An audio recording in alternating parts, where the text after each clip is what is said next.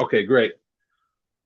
So, recent book I finished that I thought was just really fantastic, 5 stars, and also a fairly easy read that I thought would be useful to share here because I'm a sucker for um, leadership development stuff that is practical, things that you can actually put to work, pretty quickly in your life. And I thought this concept was that. And so when you look at the book, the main term and the main concept behind the book is this idea of psychological safety. Okay, and psychological safety is really just um, the creation of an environment where you feel like you can take interpersonal risk. Okay, where I can sort of be myself, um, and I can be comfortable speaking up, sharing ideas. And I know that sounds like that is simple, but in a corporate environment, in a team environment, we've all been on sort of teams where that didn't exist. And so not only does it, so the book and what I'm trying to do tonight remind everyone that we need to work toward a psychologically safe environment.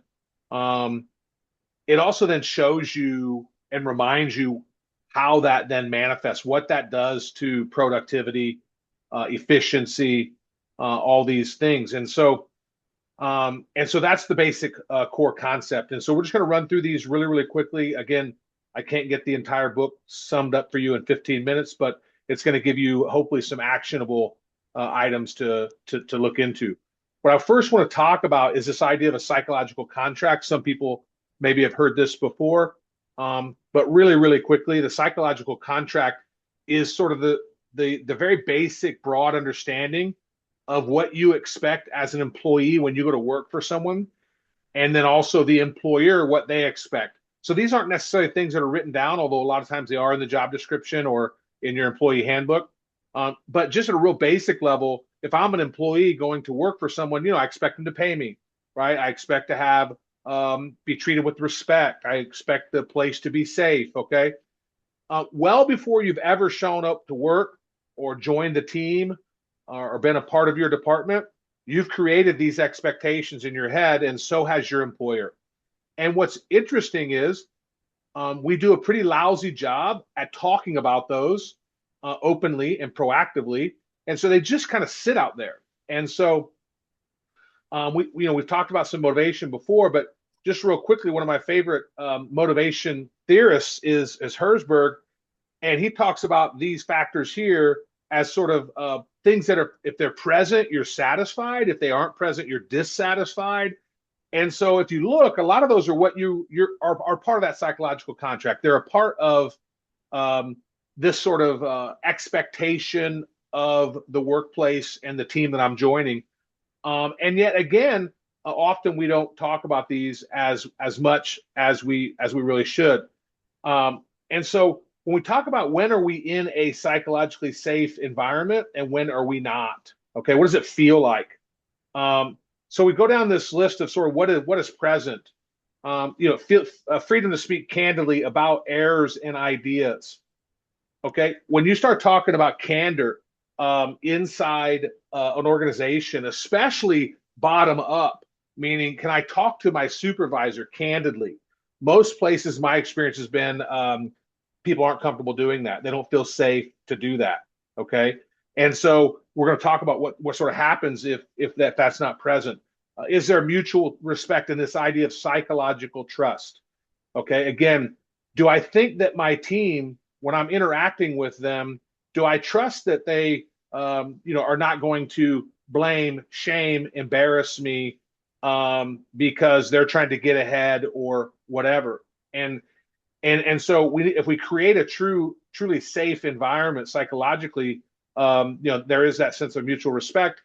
Uh, and obviously, this sort of, I like to use the term functional conflict, but functional conflict is this idea that your great mind, my great mind come together, and even though we don't see it the same, we're going to sort through it, and it's even going to feel like conflict but we're going to come out on the other side with a better solution. Okay. And again, if we don't have a psychologically safe environment, we're never going to get functional conflict to exist. Um, again, this idea of candor. And again, we're going to talk at the very tail end of these slides. How can we try as leaders to try to make sure this environment exists? What is it not? It's not this sort of be nice to everyone or lower our standards or be agreeable, right? We have plenty of that in the workplace. So many times, sort of the backstory of why Bobby or Susie's sitting there nodding and smiling and saying, "Great job, boss." And even though because you're a teammate of theirs, that's not really how they feel. That's not what psychological safety is. Okay, it doesn't mean that everyone's getting a participation ribbon. It doesn't mean that merit doesn't exist or great ideas don't exist. Okay, and so we have to understand kind of what it's not as well. Okay, as we start to look at the impacts, what's it going to do? I love this term. I never heard this term before. Intelligent failure. Okay, intelligent failure. This is a failure that happens through natural experimentation. Okay, meaning it's not carelessness, right? It's much what Rutan was talking about. I've been working at this since July, and there's been some intelligent failure. And how do we do? Do we celebrate that? Okay, or do we find someone to blame? Okay, was it preventable? That's different, right? And so intelligent failure. I love that idea. I love this, the discovery paradox. Teams that have psychological safety report more errors. Does that mean they make more errors? No, they don't make more errors. They just sweep fewer errors under the carpet. The absence of psychological safety does not mean that errors aren't happening. It means they're being hidden from you. So as a leader, that's got to be very alarming, right? If I walk into work and no one has problems and no mistakes have been made, I'm probably being lied to. And I'm probably being lied to because people don't feel safe. They don't feel safe to share. Okay. And that's that's sort of the cultural element we're trying to get established. So high performing teams, they feel safe.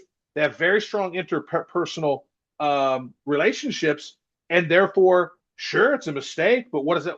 Let's get that out in the open. Let's learn from it. How do we improve? How do we avoid it happening again? And look at, and the last point here, that creates systemic learning. Okay. Meaning it starts to embed learning in your corporate culture. And of course, the highest performing cultures, the highest performing organizations have a culture of learning. And yet it is really hard to get accomplished. And one of the key ingredients to having it, to accomplishing it, is this idea of psychological safety. Listen to this. Silence is the default response to fear. If I'm afraid because you're going to make fun of me, I mean, just think about it with your kid. There's no bad questions. How many times your teachers say that, right? Now, how many times did you not raise your hand because you didn't want to look like an idiot? That's real, man. That is your default setting. If I think I'm going to somehow take a ding to my personal reputation, okay, if I think I'm going to not fit in when I make this comment, man, there's no way. I'm just going to hold it back here, right? Now multiply that across your entire team, right? And you start thinking about what ideas are not being presented. When we brainstorm, what's not being thrown out there? Who's holding back? Okay, just simply because they don't feel like the environment is psychologically safe. So if we're in the knowledge now, if we're in sort of a manual labor, just high productivity, pull the lever, okay, maybe not big a deal. But if we're in any sort of innovative, creative, collaborative, problem-solving space, and we don't have a psychologically safe environment, that fear is going to destroy that innovation. Okay, and as you know, most of our work in the U.S. is moving away from sort of manual and getting really focused on knowledge work. And so all the more important within our team to create this sort of safe environment for candor to exist. And this is the reason I brought it tonight. This point right here. Psychological safety is a group or team level dynamic. What that means is it doesn't have to exist in the entire organization, and yet I can make it exist inside my specific team. Okay. Whatever the organization culture is, obviously will have some impact because that's sort of your starting point, your default setting. But if I'm super intentional with my small group, the team that I'm leading, I can help them understand that we are going to make some mistakes. They can be called learning points. It's a term I've always used, but that we're going to celebrate sort of that innovation and the risk taking that someone did, and we can control that within our own team. So again, I really want to emphasize that that for me, sort of what's practical, what can I take away? And we're about to get to those thoughts. So what are some of those best practices before we wrap up here? One is reframe expectations around failure. Think about that a second. Reframe expectations around failure. Think about how you frame failure right now in your organization. Some of us probably don't even talk about it. Okay. So left to someone else to frame, how are they going to frame it? I'm avoiding failure, right? If you don't openly talk about it and you don't reframe it as something that we are expecting to happen, right? That sort of intellectual mistake is okay. Then they're going to just think, okay, I can't make a mistake here. That's how we're wired, right? Invite participation. Look at the middle one. Practice situational humility. Harder to do because so many bosses, so many leaders feel like they need to have the answers. I can't act like I don't know. I couldn't defer to someone else. I'm supposed to know everything. Okay. Well, then you become sort of this God lecturing from atop the mountain, and it doesn't really create the safety for candid conversations. Opposite of that is we do express humility. We do recognize that I make mistakes as well. Everyone makes mistakes. Oh, this was Johnny's turn. Good idea. Sorry, it didn't work out that way, Johnny. Thank you for trying. We see how much you care about it. There's still a lot of positives that can come out of that, and we can ask open-ended questions to try to help with that. And then respond productively. Appreciate candor. Candor, when someone finally does speak up, especially again if it's a subordinate to a leader, the leader's hair literally might stand up on their neck a little bit, right? And now I'm going to let them. No, you got to check yourself, and you got to say this person's bringing honest feedback and providing it to the entire team, and that is helping us move towards a space of psychological safety. Okay. And even if it's bad news, it's an advancement in our sort of team comfort level in sharing ideas, which is then good news, right? So we might be talking about something that failed, okay, but yet the fact that we can talk about it collectively, learn from it, understand it, openly sort of bat it around a little bit is really, really positive. Okay. Now, the final point here is that's different than someone just complaining or being disrespectful or uncivil. Okay. That's not what we're talking about here. We're talking about someone who's expressing honest viewpoints from their heart about what they thought needs to happen or didn't happen, or et cetera. And so I talk a lot about trust being the currency of leadership. It's sort of like my tagline. Okay. And if you want to be a leader, you got to be trustworthy. Okay. And I would add to that trust is the backbone of psychological safety. Do people feel like they can trust their teammates to support them, have their back, not criticize them behind their back, air whatever problems they have right there in front of the entire team, and sort through sort of intentionally with good functional conflict towards a solution? And you've seen this quote before, but it's very, very applicable again here. And we'll move on to questions after this. But we all have seen this. We've all seen it in action when we've had that person you trust implicitly. Communication is effortless. It's so easy. It's instantaneous.